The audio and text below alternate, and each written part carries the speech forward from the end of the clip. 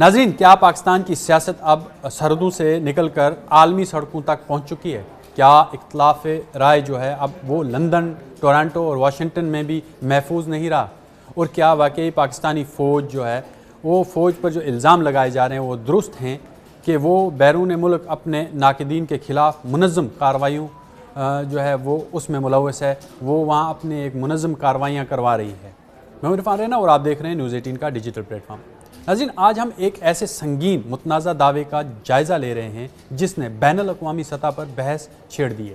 Social media اور جلا وطن سیاستدانوں اور بعض انسانی حقوق کے حلقوں کی جانب سے یہ الزام عائد کیا جا رہا ہے کہ پاکستان کی army chief general Asim Munir, اب فیلڈ مارشل عاصم منیر کہنا جو ہے وہ زیادہ درست رہے گا، کہ دور میں بیرون ملک مخالفین کے خلاف دباؤ، دھمکیوں اور مبینہ ٹارگیٹڈ حملوں کے ایک پیٹرن جو ہیں وہ سامنے آئے۔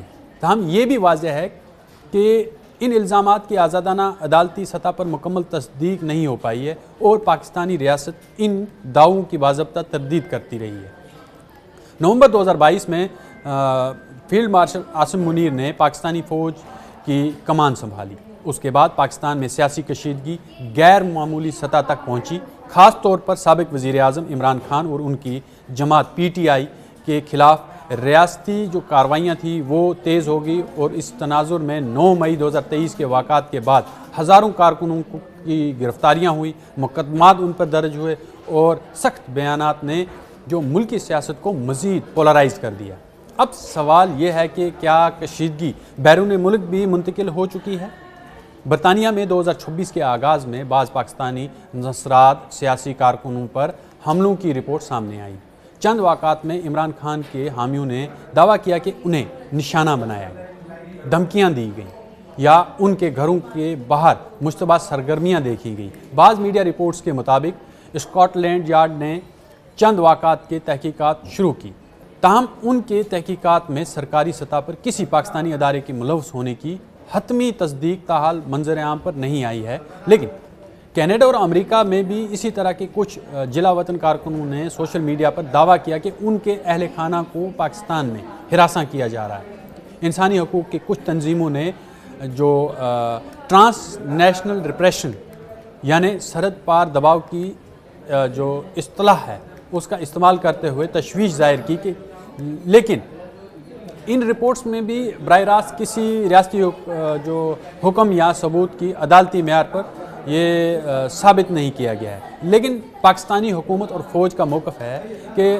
سرکاری بیانات میں ان الزامات کو پروپیگنڈا اور سیاسی بیانیہ قرار دیا گیا ہے۔ حکام کا کہنا ہے کہ بیرون ملک ہونے والے جرائم یا حملے، جتنے بھی جرائم ہوئے ہیں یا حملے ہوئے ہیں، متعلقہ جو ملک کے قانون نافذ کرنے والے اداروں کا معاملہ ہے اور پاکستان کا ان سے کوئی تعلق نہیں۔ فوجی ترجمان نے ماضی میں کہا کہ ریاستی ادارے آئین اور قانون کے دائرے میں کام کرتے ہیں۔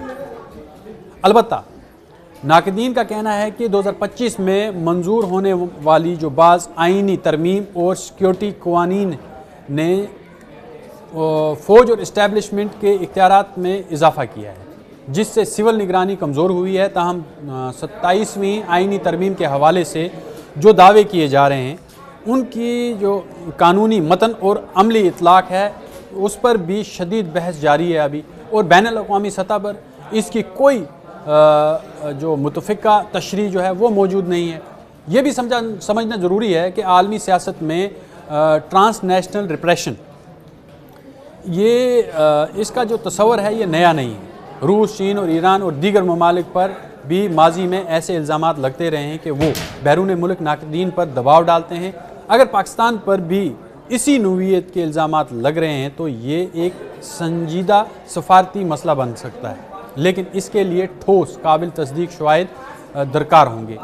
لیکن اب اصل سوالات ہیں وہ اب کھڑے ہو رہے ہیں کہ کیا بیرون ملک پاکستانی سیاسی کارکن واقعی منظم خطرے کا سامنا کر رہے ہیں؟ کیا یہ مغربی جو ممالک ہیں اس کی تحقیقات کسی ریاستی سرپرستی کی طرف اشارہ کریں گی، یا یہ سب سیاسی بیانی اور پروپیگنڈا وار کا حصہ ہیں؟ فی الحال صورتحال الزامات، تردیدوں اور جاری تحقیقات کے مرحلے میں ہے۔